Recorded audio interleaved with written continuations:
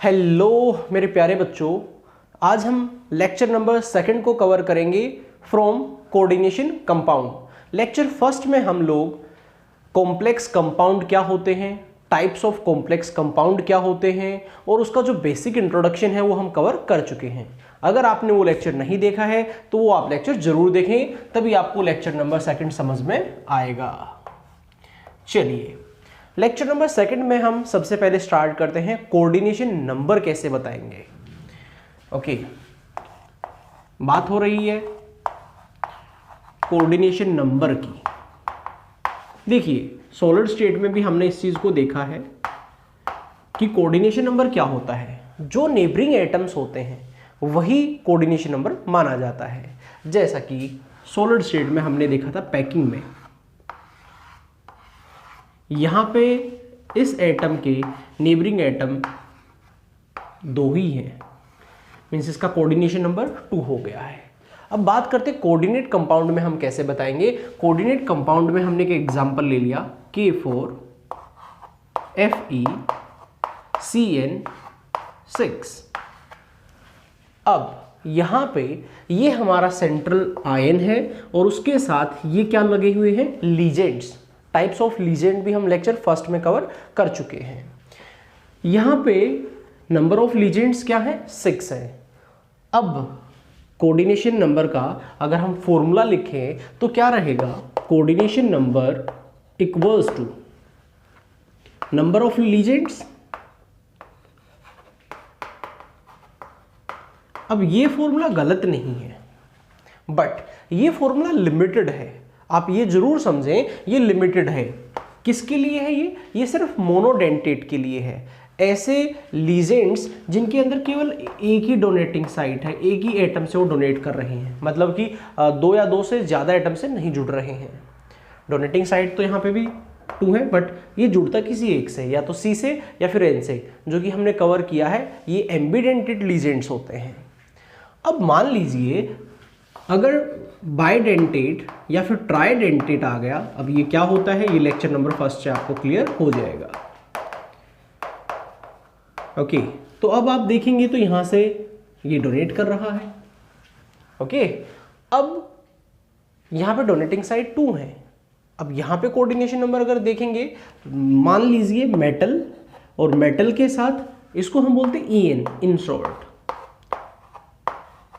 Ethylene diamine, in short इसको इन बोला जाता है। हमसे पूछा कोऑर्डिनेशन नंबर क्या है, बच्चे बोलेंगे 3 है, क्योंकि उनको लगता है कि यहाँ पे 3 मॉलिक्यूल्स या 3 लीजेंड्स जुड़े हुए हैं। बट हमें ये भी देखना होगा कि वो कितने एटम से जुड़ा हुआ है, उसकी डेंसिटी क्या है। डेंसिटी का मतलब समझते हैं डोनेटिंग एटम्स कितने हैं। तो यहाँ पे डोनेटिंग एटम्स हमारे 2 हैं। सो आप इसको मल्टीप्लाई कर लेंगे किस चीज से, डेंसिटी से।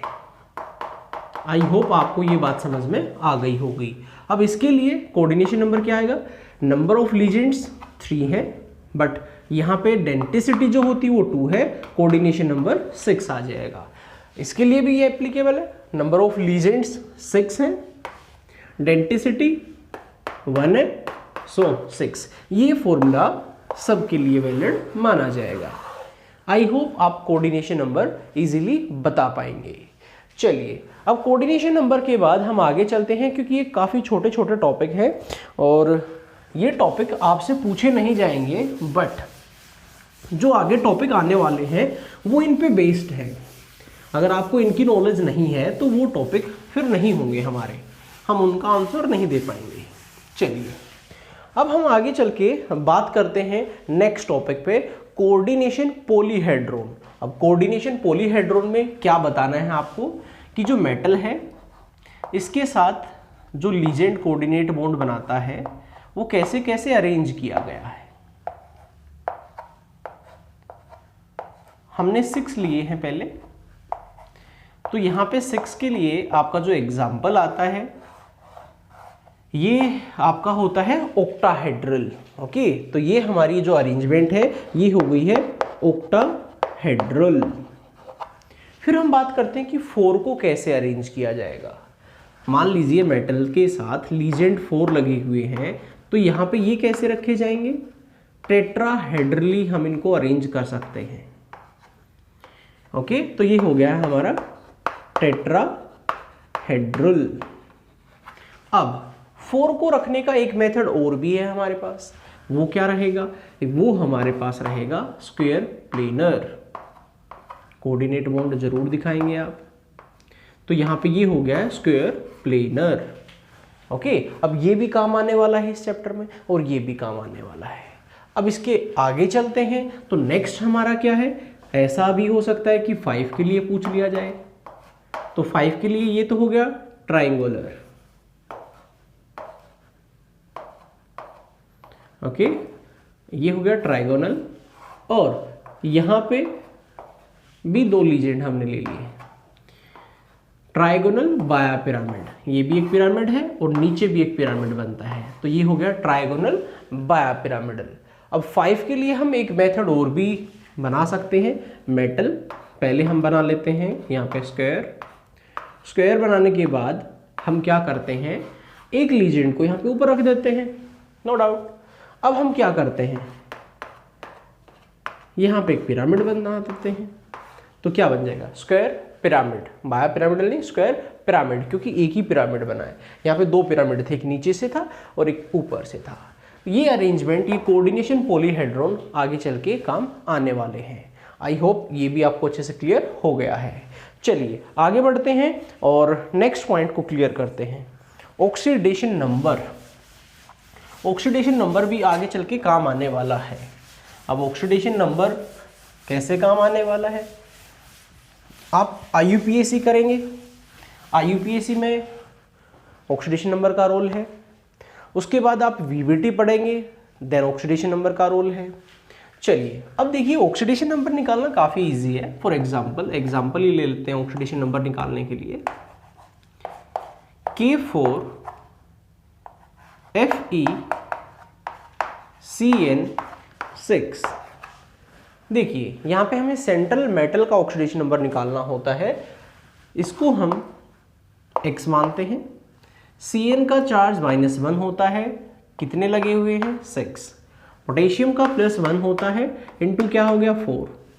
कंपाउंड के ऊपर कोई चार्ज नहीं है तो हमने 0 मान लिया है।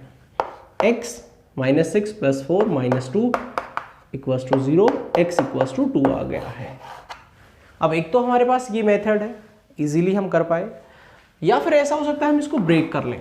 पहले से ही हमने इसको ब्रेक कर रखा है और हमें तो इससे मतलब था, हमें कंप्लीट कंपाउंड से कोई मतलब नहीं था। फिर भी सेम आने वाला है। कैसे? हम इस 4 को यहाँ पे पॉजिटिव में ले या फिर दूसरी साइड हम नेगेटिव में ले, बात तो वही है। Fe को x माना, Cn का -1 है, इंटू 6 हो गया है, इक्वल्स टू क्या हो गया है? -4 हो गया है। अगर बात करेंगे तो यहाँ पे 6 पॉजिटिव का हो जाएगा, 4 माइनस का ही रहेगा, x = 2 ही आएगा। आई होप आप ये समझ पाए। ओके, तो चाहे आप ऐसे करें या फिर ऐसे करें। अब इनके लिए आपको नॉलेज होनी चाहिए लीजेंड का चार्ज क्या है, क्या वो न्यूट्रल है, क्या वो नेगेटिव है या फिर वो पॉजिटिव है। फॉर एग्जाम्पल मान लेते हैं NiCO4 का निकालना है। निकल को क्या माना? x माना, CO न्यूट्रल होता है, = 0, x क्या आ गया है? 0 आ गया है। और जैसे ही ऑक्सीडेशन नंबर निकाल दिया जाता है तो हम इसको ऐसे नहीं, हम इसको रोमन न्यूमरल में डिनोट करेंगे, ऐसे इसको रिप्रेजेंट किया जाएगा और पैरेंथेसिस ब्रैकेट में इसको डाल दिया जाएगा। ओके, तो ये नेमिंग में भी काम आने वाला है, जो हमारा नेक्स्ट टॉपिक है, और आगे चल के VBT थ्योरी में भी इसका यूज होने वाला है। चलिए आगे बढ़ते हैं एंड नेक्स्ट एक छोटा सा टॉपिक और है, हम उसको अभी क्लियर कर लेते हैं। टॉपिक है हमारा होमोलेप्टिक एंड हेट्रोलेप्टिक। अब ये होमोलेप्टिक क्या चीज़ है, हेट्रोलेप्टिक क्या चीज़ है, ये देखते हैं हम। सबसे पहले होमोलेप्टिक कॉम्प्लेक्स। देखिए अगर होमो वर्ड की बात करते हैं तो होमो का मतलब होता है सेम। अब क्या सेम है ये हमें देखना है। अगर आपके लीजेंड्स जो जुड़े हुए हैं ये सेम है एक ही टाइप के हैं, देन आप बोलेंगे ये हमारा हो गया है होमोलैप्टिक कॉम्प्लेक्स। और अगर ऐसा हो जाए कि मेटल के साथ, सेंट्रल मेटल के साथ क्या हो जाए कि यहाँ पे ए भी आ जाए और बी भी आ जाए, मीन्स डिफरेंट टाइप्स के लीजेंड्स अगर जुड़ जाते हैं, देन हम बोलेंगे कि ये हमारा हेट्रोलैप्टिक कॉम्प्लेक्स है। Hetero means different, heteroleptic. For example Cu NH3 4 Cl2। अब यहाँ पे बात करेंगे तो NH3 भी जुड़े हुए हैं और Cl2 भी जुड़ा हुआ है, तो यहाँ पे डिफरेंट एक से ज़्यादा टाइप के लीजेंड्स यहाँ पे जुड़ गए हैं, तो यहाँ पे हम बोलेंगे ये हेट्रोलैप्टिक है।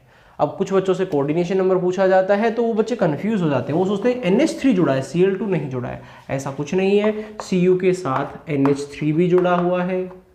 तो बताइए फिर यहाँ पे कोऑर्डिनेशन नंबर कितना है, बताइए बताइए क्या रहेगा, 6। गुड, बहुत अच्छे। तो यहाँ पे ये सभी जुड़े हुए हैं किस चीज़ से, Cu से। ओके, तो यहाँ पे आप इस चीज़ को इजीली बता पाएंगे और यहाँ पे इसका ऑक्सीडेशन नंबर जो है वो 6 रहेगा। तो इस टाइप के एग्जांपल्स आपको और भी मिल सकते हैं, आप इजीली इस टाइप के एग्जांपल को ले सकते हैं। ओके, कोबाल्ट भी हम यहाँ पे इसको ले सकते हैं, कोबाल्ट के लिए हम यहाँ पे कोबाल्ट भी मान सकते हैं। कोबाल्ट NCERT में भी ऐसी प्रॉब्लम दी गई है। ओके, चलिए अब हम बात कर लेते हैं लीजेंड्स के ऊपर। लीजेंड्स के बारे में हमने लास्ट लेक्चर में भी काफ़ी कुछ बताया था। अब एक चीज़ यहाँ पे और क्लियर कर देते हैं, कभी कभार आपसे स्टेबिलिटी पूछ ली जाती है। किससे रिलेटेड स्टेबिलिटी पूछ ली जाती है, कॉम्प्लेक्स से रिलेटेड स्टेबिलिटी पूछ ली जाती है। तो एक तो ऐसे यहाँ पे आपके लीजेंड्स हैं जो केवल सिंगल बॉन्ड से जुड़ रहे हैं, कुछ ऐसे जो रिंग फॉर्म कर लेते हैं। कैसे, जैसे मेटल के साथ मान लीजिए NH3 जुड़ा हुआ है,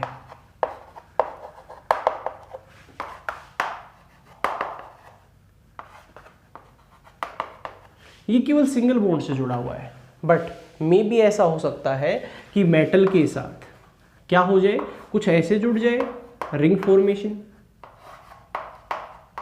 ओके, अब कौन स्टेबल है, तो स्टेबल वो होगा जो रिंग फॉर्म करेगा। इसको हम बोलते हैं किलेशन, या फिर कुछ बच्चे इसको चिलेशन भी कहते हैं। जिसमें किलेटिंग इफेक्ट होगा वो क्या होगा, स्टेबल। और ऐसा भी हो सकता है कि अब ये तो 2 से जुड़ रहा है, 3 से भी जुड़ सकता है, 4 से भी जुड़ सकता है, EDTA ये 6 से जुड़ेगा तो ये और भी ज़्यादा स्टेबल होगा। जैसा कि मैंने फर्स्ट लेक्चर में EDTA बताया था, क्या था, इथाइलिन डायमीन टेट्रा एसीटेट 6 से जुड़ रहा है, ये और भी ज़्यादा स्टेबल है। आप अगर अपनी NCERT की प्रॉब्लम देखेंगे 9.3 पर, तो वहाँ पे आपको ये चीज़ देखने को मिलेगी, जिसमें 3 एग्जाम्पल ऐसे हैं जो कि मोनोडेंटेट है, और एक एग्जाम्पल है वहाँ पे ऑक्सलेट का, COO नेगेटिव, COO नेगेटिव। ये तब मेटल के साथ जुड़ेगा तो ये किलेशन इफेक्ट दिखाएगा और उसकी स्टेबिलिटी क्या रहेगी, ज़्यादा। आप अपने टेक्स्ट की प्रॉब्लम देख सकते हैं, वहाँ पे आपको ये स्टेबिलिटी का ऑर्डर मिलेगा, सबसे ज़्यादा स्टेबिलिटी हम इसी की मानेंगे। आई होप आपको आज का लेक्चर समझ आया और इस लेक्चर को कवर करेंगे। नेक्स्ट लेक्चर में हम IUPAC और उससे नेक्स्ट फिर VBT CFT को कवर करेंगे और हमारा चैप्टर कंप्लीट हो जाएगा। Okay, thank you.